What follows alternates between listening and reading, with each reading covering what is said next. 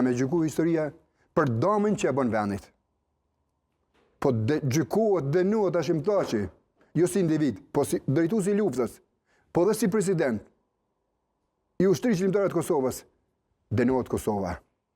Gjykohet Kosova si shtet i ndërtuar në baza kriminale. Kjo është e turpshme, të drejtë çështjen po ashtu sepse kanë qenë pjesëmarrës drejt për drejt si Shtetet Bashkuara të Amerikës në procesin e lirisë son me anë bombardimeve të Serbisë që e kanë bërë.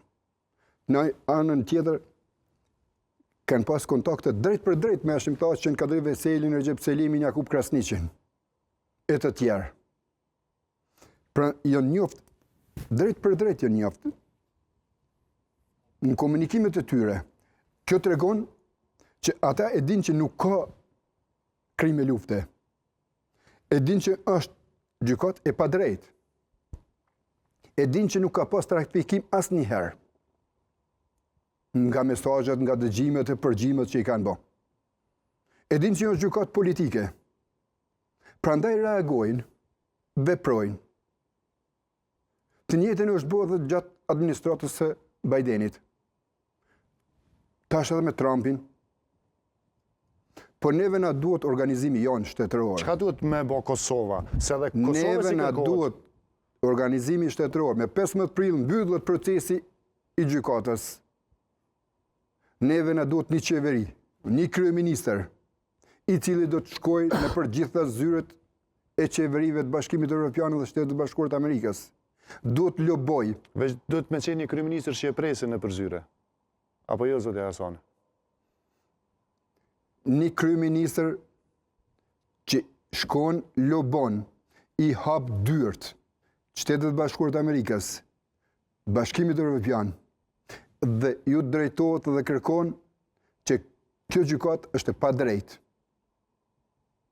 Dhe duhet lirohen pafajshëm Hashim Thaçi, Kadri Veseli, Recep Selimi, Jakub Krasniqi.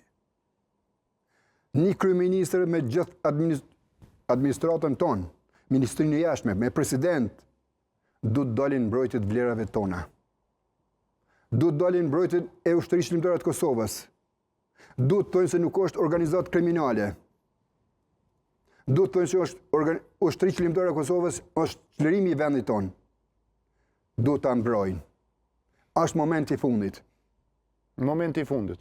Është momenti i fundit. Nëse një qeveri e jona e ardhshme, e cila do të vijë, Cila do të qoftë?